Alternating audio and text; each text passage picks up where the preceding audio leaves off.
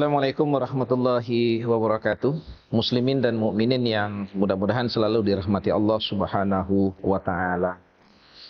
Para ahli tasawuf atau pengamal tasawuf dalam banyak buku literatur tasawuf itu memperkenalkan sebuah istilah muraqabah. Muraqabah berasal dari kata raqabah, artinya adalah mengawasi, dan salah satu sifat Allah itu adalah ar-raqib, yang maha mengawasi.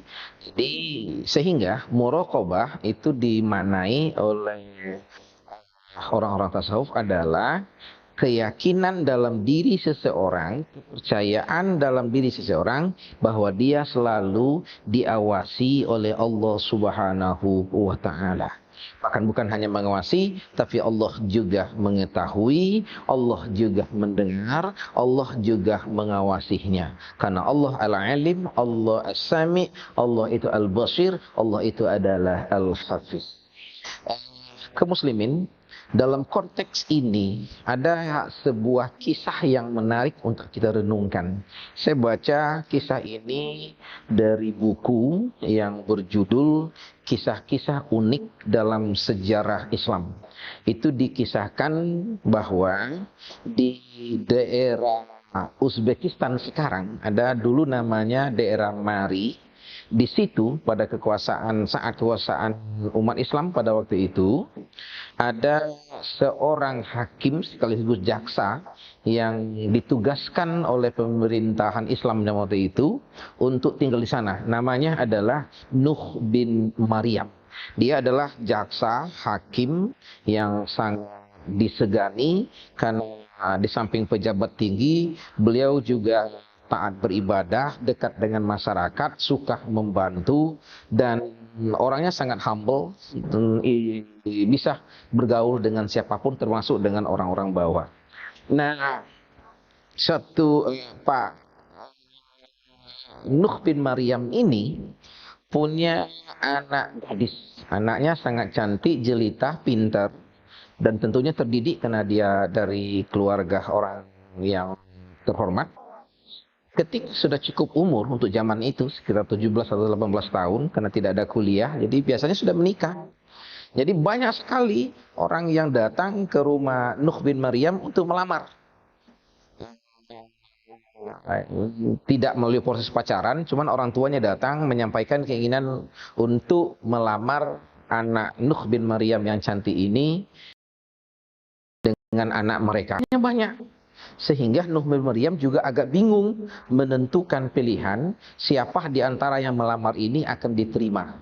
Dan jujur saja dalam hatinya, dia tidak di antara yang melamar tidak satu sebenarnya yang memenuhi kriteria yang dia inginkan sebagai menantunya. Karena dia tidak lagi menginginkan orang yang kaya, anak orang yang terpandang. Yang diinginkan adalah calon suami bagi anaknya yang bisa membimbing anaknya ini di dunia sampai di akhirat. Ini tentunya adalah anak calon menantu yang soleh dan yang bertakwa kepada Allah Subhanahu wa taala. Dia kemudian beri tenggang waktu, minta waktu kepada yang sekian banyak yang melamar untuk menentukan pilihannya beberapa hari kemudian. Dan sampai pada deadline harinya hampir, katakanlah hari Ahad, sore dia harus sampaikan pilihannya. Itu sampai pagi Ahad, sampai zuhur selesai, akan menjelang sholat asar, dia belum bisa menentukan siapa yang akan dia pilih sebagai menantunya ini nanti. Sampai dia agak bingung, belum juga punya pilihan, padahal sudah berdoa, sudah istikharah. Kemudian dia selesai sholat asar, dia pergi ke kebun anggurnya. Karena beliau, Nuh bin Maryam ini, punya kebun anggur di pinggiran kampung yang sangat luas. Dan di situ dia mempekerjakan seorang budak. Nah, budak itu keturunan India, namanya adalah Mubarak. Kemudian dia datang dan diucapkan salam. Assalamualaikum Mubarak. Waalaikumsalam. Ya Tuan, silakan datang. Kemudian Nuh bin Maryam dengan sopan berkata, Mubarak, ya Tuan, tolong kamu ambilkan buah anggur untuk saya. Iya Tuan. Kemudian Mubarak pergi ke dalam kebun anggur, dia pilih yang buahnya menurut dia paling manis, lalu dia serahkan kepada tuannya. Ketika dicicip oleh Nuh bin Maryam tuannya, itu keningnya berkerut. Tanda anggurnya asam. Dia bilang kepada Mubarak, budaknya ini, Mubarak, yang ini rasanya asam. Saya pingin yang rasanya yang paling manis. Coba kamu cari lagi.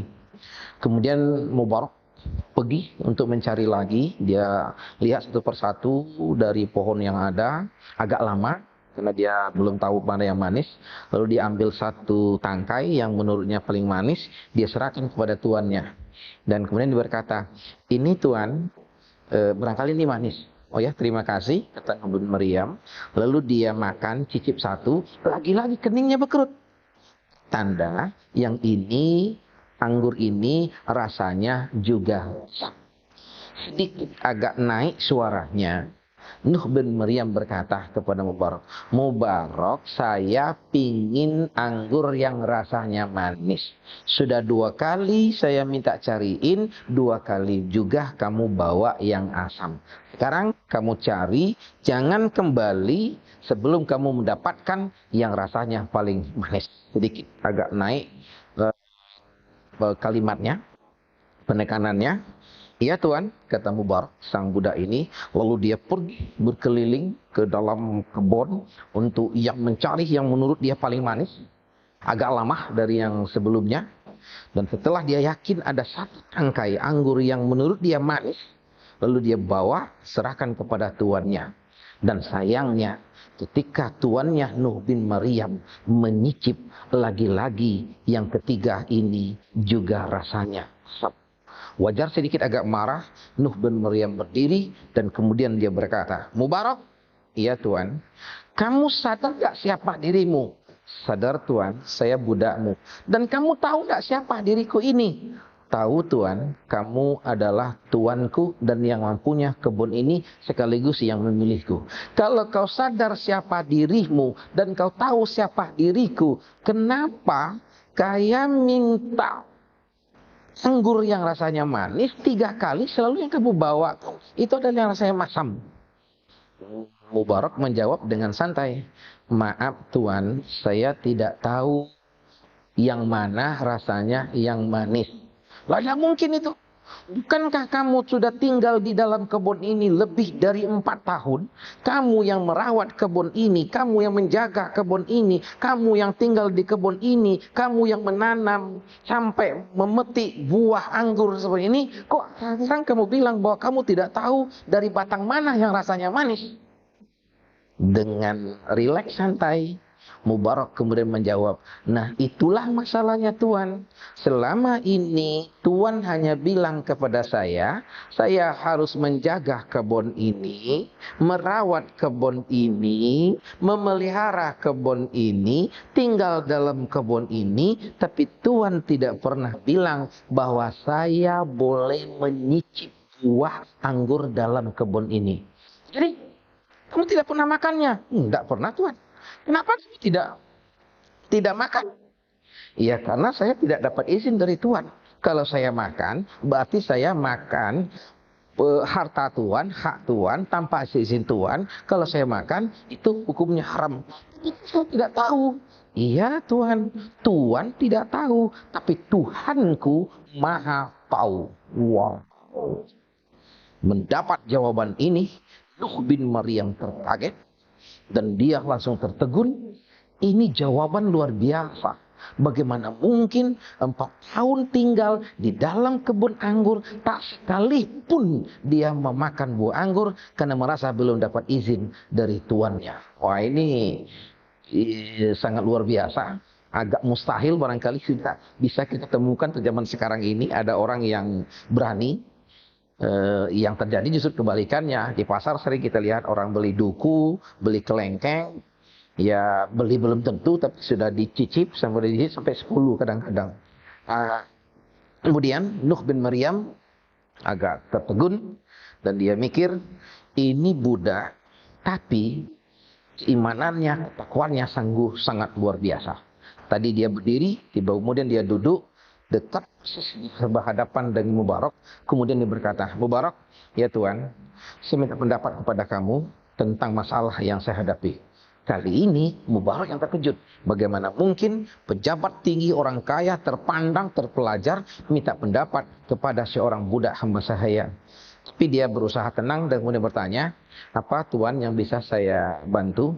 Kemudian Nuh bin Maryam berkata, Mubarak, kamu tahu kan saya punya anak gadis dilamar oleh banyak orang. Saya bingung bagaimana cara menentukan pilihan bujang mana yang saya terima sebagai calon menantuku.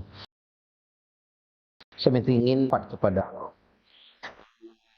Mubarak sejenak terdiam, lalu kemudian berkata, maaf Tuan, kalau nanti saya salah dalam memberikan saran. Cuman Tuan, kita sebagaimana tahu, sebelum zaman Rasulullah dulu hidup, banyak orang yang memilihkan jodoh untuk anaknya berdasarkan kekayaan dan keturunan. Pada zaman jahiliyah Tuan, banyak orang yang memilihkan jodoh untuk anaknya berdasarkan keturunan, kekayaan, plus ketampanan. Pada zaman Rasulullah itu banyak orang yang memilihkan jodoh untuk anaknya berdasarkan kesolehan dan ketakwaan.